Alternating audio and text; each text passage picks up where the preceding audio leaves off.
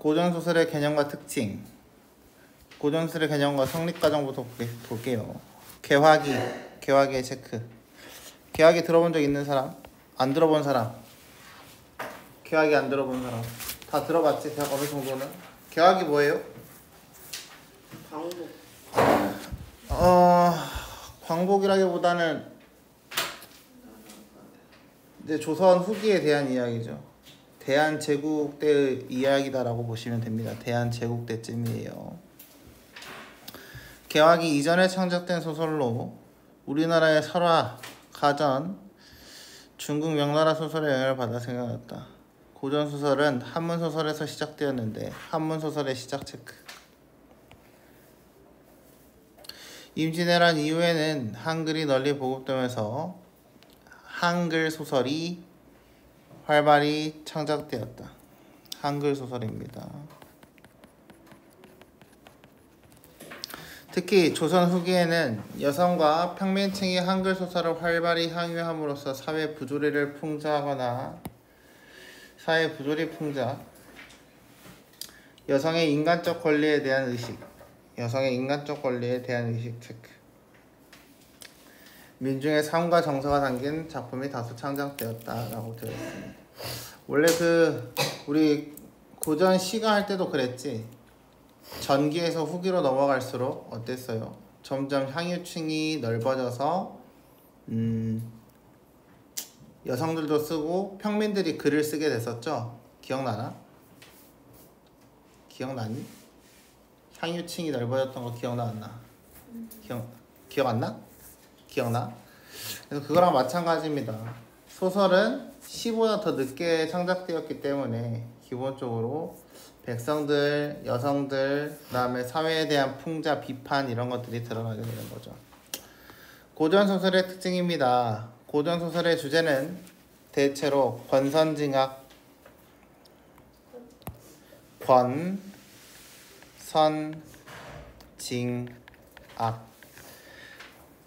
인과응보, 그리고 영웅적 인물의 활약상, 가족 간의 우애, 위기를 극복한 남녀 간의 사랑으로 구분할 수 있다라고 되어 있습니다. 근데 이제 처음에는 읽을 때는 현대소설보다 고전소설이 어렵거든요. 단어가 너무 어려워서.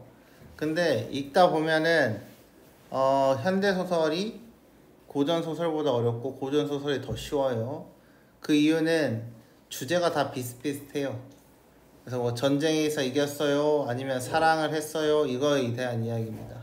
근데 이야기가 전개될 때 소설이 갈등이 없으면 재미가 있어 없어? 재미가 없지. 누군가는 누구가 막 싸우는 게 있어야겠죠.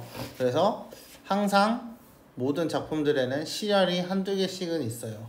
그래서 전란으로 인해서 누가 죽거나 아니면 뭐 부부도 여자도 뭐 아빠 엄마가 반대해서 헤어지거나 이런 내용들입니다. 그래서 주제가 비슷해서 그렇게 어렵지는 않다, 내용은. 근데 단어가 어렵다라고만 보시면 돼요.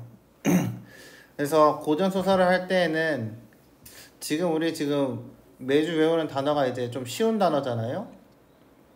그럼에도 불구하고 안 외워지는 거잖아. 거기다 이제 플러스로 고전 단어도 중간중간에 섞긴 할 거예요. 그래서 단어는 외워야 돼. 어쩔 수 없어. 대부분의 고전소설은 이러한 주제가 이야기를 바탕으로 이루면서 세부 이야기만 달라진다는 특성이 있다.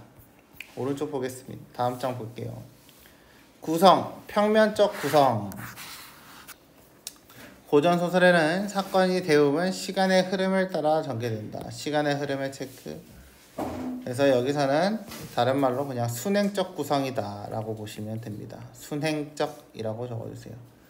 그래서 과거에서 미래에 가는 형태다 라고만 보시면 되겠고요. 일대기적 구성 별표. 이제 고전소설이 나올 때마다 이런 단어가 나올 거예요. 그 다음에 전기적 구성이라고 되어 있는데요.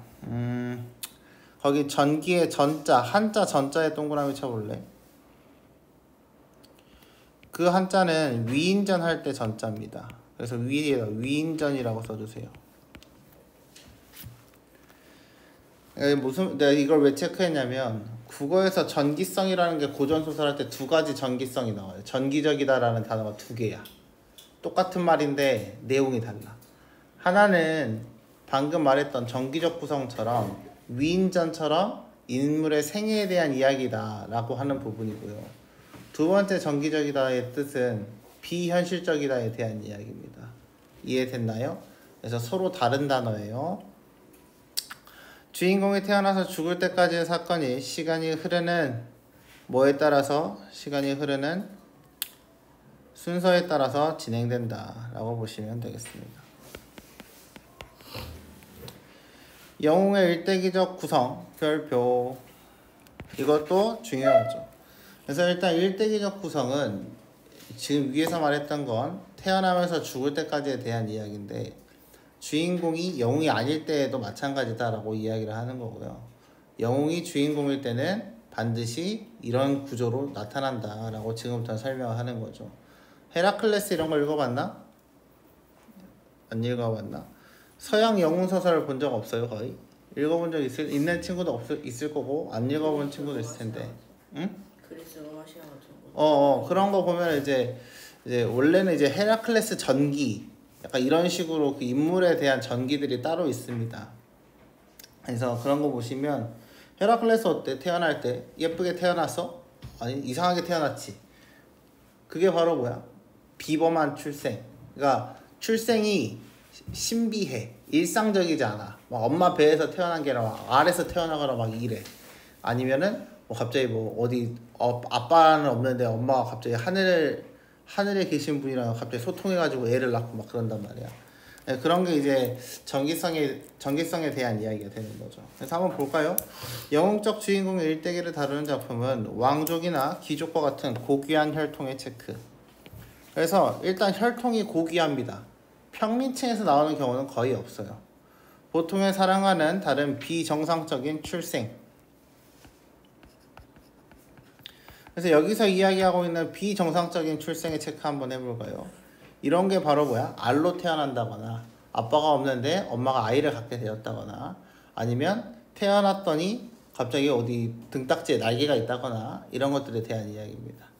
남들보다 훨씬 뛰어난 능력을 가지고 있다. 뛰어난 능력의 체크. 근데요, 고전소설에서의 영웅들은 대부분 제자가인이라고 이야기를 합니다. 제자가인이라고 적어볼까요? I-E예요. 가인. 여기서 이제 제자라는 뜻은 제자는 재주가 있다에 대한 이야기야. 그 다음에 가인이라는 것은 가자가 아름다울 가자예요. 그래서 재주가 출중하고 용모가 예쁘다 하면 대부분 걔가 주인공이야. 내용에서. 이해됐죠? 죽을 고비를 맞고 가족과 헤어짐의 체크. 거기에 써볼까요? 시련 1.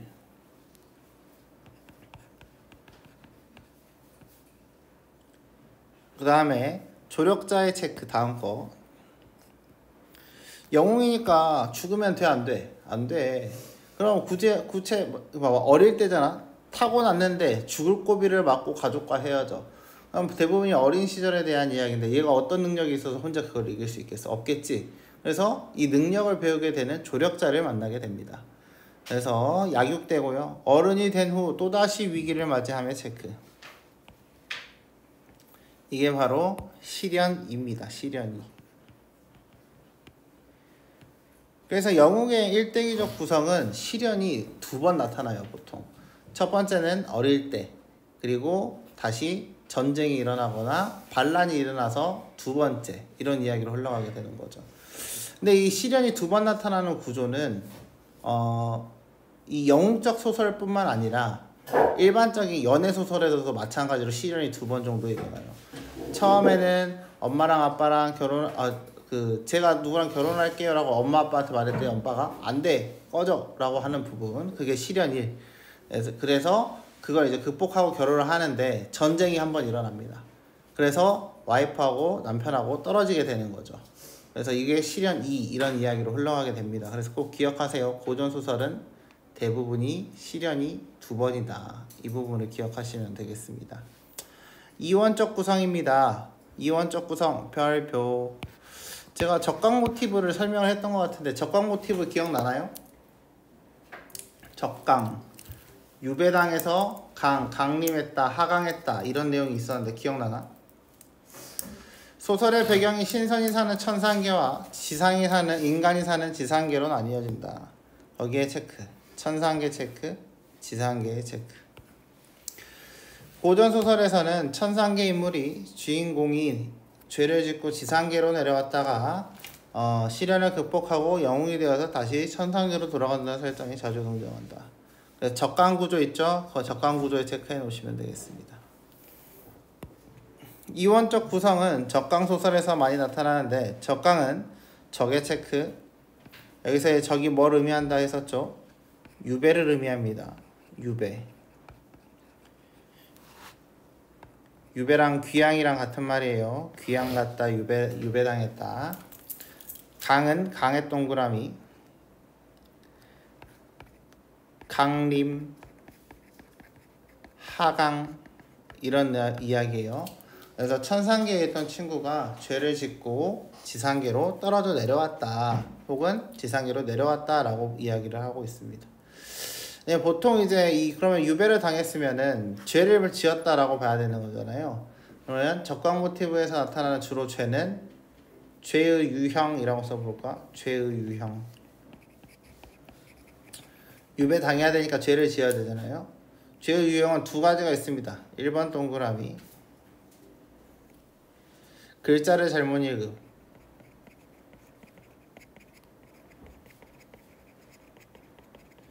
그래서 내용 중에서 가끔 뜬금없어. 갑자기 무슨 책을 한 글자 잘못 읽어서 쫓겨났다고 이야기를 할 때가 있습니다. 그래서 그런 것들이 글자를 잘못 읽어서 쫓겨났다에 대한 이야기고요. 두 번째는 사랑에 미친. 무슨 말, 본인의 일이 원래 주어져 있는데 그 일을 하지 않고 연애질 하다가 일을 소홀하게 됩니다. 그래서 쫓겨나게 돼요. 그래서 대부분이 이 두 가지의 구조를 가지고 있다라고 보시면 되겠습니다. 자, 그래서 지상계에서 사람으로 태어나는 것을 뜻한다. 이러한 이야기 구조를 적강구조라고 하며 적강구조를 가진 소설을 적강소설이라고 한다. 숙향전의 짧은 줄거리 보겠습니다. 숙향은 천상의 선녀로 죄를 짓고 인간 세계에서 사람으로 태어난다 라고 되어 있죠. 그래서 천상계에서 지상계로 내려온다 라고 이야기를 하고 있습니다. 숙향의 피란길에서 부모와 헤어지고의 체크. 자, 그래서 시련이죠. 시련이라고 써봅시다. 12사양의 계략으로 쫓겨나 마고할미와 살게 된다. 어느 날 숙향은 선상선녀로 놀던 꿈을 꾸고 술을 노는데 이를 본 이선이 숙향을 찾아와 둘은 사랑에 빠졌다. 이선의 아버지는 혼인을 반대하지만의 체크. 이게 두 번째 시련에 대한 이야기죠. 이선이 과거에 급제한 후 숙향과 이선은 혼인을 하고 부귀를 누리다가 천상계로 돌아간다. 그래서 처음에는 숙향이 이제 그 아빠랑 엄마랑 헤어지는 거, 가족과의 이별에 대한 이야기였고요. 두 번째 시련은 사랑하는 연인과의 이별에 대한 이야기다라고 보시면 되겠습니다. 이해됐죠? 세 번째 인물 보겠습니다. 별표. 이 고전 소설은 프린트가 되게 얇잖아요. 그쵸? 근데 그런 만큼 이 세 개가 다 중요해. 그래서 거의 이 세 개는 아마 고등학교 끝날 때까지 머릿속에 들어 있어야 될 거예요. 특히 고1 전까지는 머리에 다 넣어놔야 됩니다. 평면적 인물 보겠습니다. 우리가 입체적 인물과 평면적 인물이 있는데요. 이거 옛날에 우리 설명했던 것 같아. 그치? 평면적 인물은 입체라는 것은 다양한 면이 있다는 이야기죠. 그래서 성격이 다양하다라고 생각을 하시면 되고요. 평면이라는 것은 보이는 부분이 하나밖에 없다는 이야기예요. 그래서 성격이 하나밖에 없습니다. 바뀌질 않아요. 그래서 평면적 인물, 평면의 동그라미. 고전 소설에선 인물의 성격이 소설의 처음부터 끝까지 변하지 않는다. 성격 체크, 변하지 않는다의 체크. 그래서 한 번 나쁜 친구는 끝까지 나쁜 친구다 라고 보시면 되고요. 한 번 멍청한 친구는 끝까지 멍청한 친구다 라고 보시면 됩니다. 그러니까 고전소설이 쉽다고 이야기를 하는 거예요. 성격이 안 바뀌거든. 근데 현대소설은 애가 나빴다가 어떤 일을 계기로 갑자기 착해질 때가 있고 착했던 애가 어떤 일을 계기로 갑자기 나빠질 때가 있어. 그러니까 어떤 사건 때문에 왜 성격이 어떻게 바뀌었는지를 파악해야 되니까 현대소설이 조금 더 어렵습니다. 전형적 인물 보겠습니다. 전형적의 체크. 이 전형적이라는 말은 그런 거 있잖아요. 공부 안 하는 사람의 전형이다 이런 말 들어본 적 있죠. 너는 그런 거의 전형이야 라고 이야기를 할 때가 있단 말이죠. 그래서 이 전형이라는 것은 대표한다라고 생각하시는 게 제일 좋습니다. 고전소설에서는 특정 신분이나 집단을 대변한다. 거기에 체크해주세요. 신분이나 집단 대변. 그래서 고전소설 같은 경우에는 이런 거죠. 농사꾼인 주인공이 있다가 농사꾼이 사랑을 해서 어떻게 됐어요? 라고 하면은 이 농민들의 마음을 대변한다. 이런 식으로 해석을 하는 게 좋습니다. 그 예로 조선시대의 여성의 유교적 윤리의식을 대표하던 연려, 고난과 시련을 극복하던 영웅. 거기 연려에 체크해 볼까요?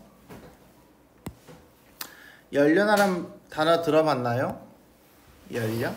여기서 연려는 수절 써보고 정절 써보고 정조 써보고 지조 써보고 절개도 써보고 지금 5개 썼죠? 여성이 수절을 했다, 정절을 지켰다, 정조를 지켰다, 지조를 지켰다, 절개를 지켰다 라고 하잖아요. 그러면 싹 다 연려에 대한 이야기입니다. 근데 그럼 연려가 뭐 하는 애야? 남편을 배신해 안 해? 배신을 안 하는 친구에 대한 이야기예요.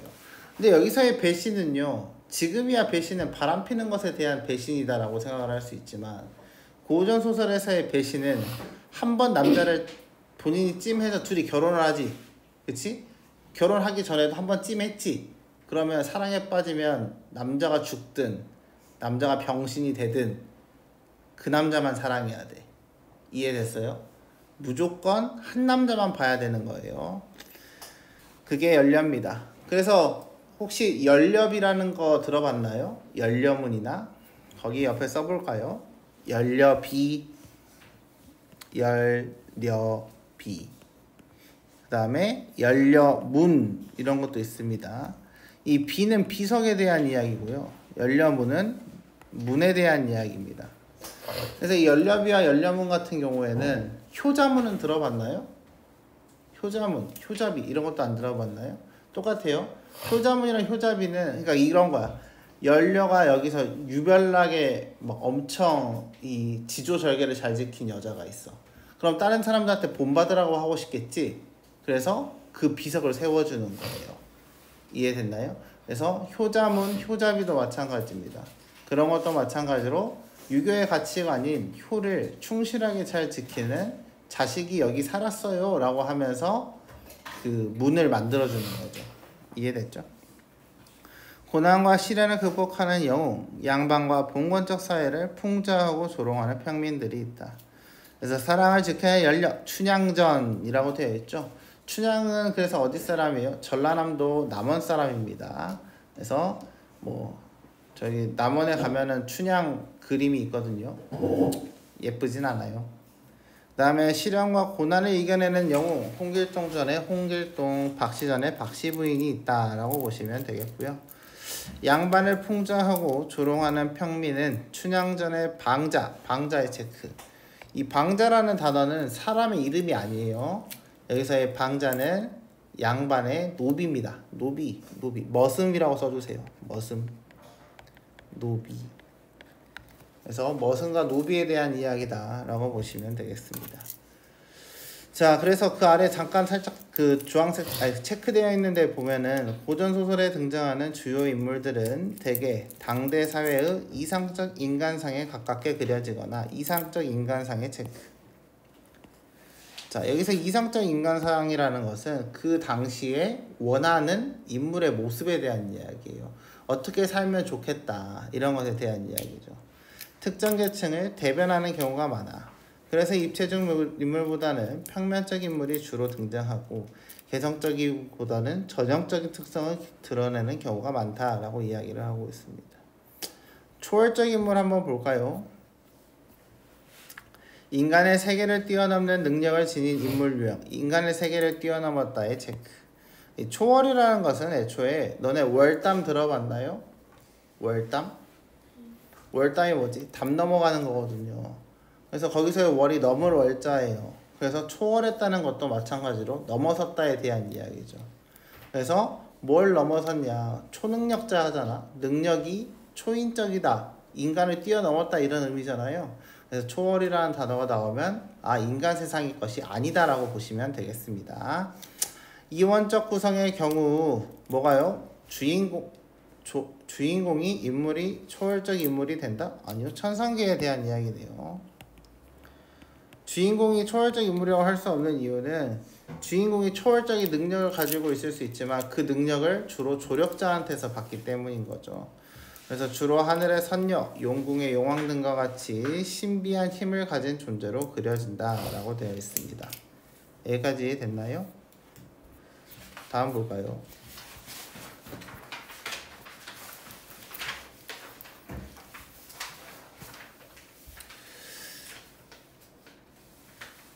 쉬었다가 볼까요?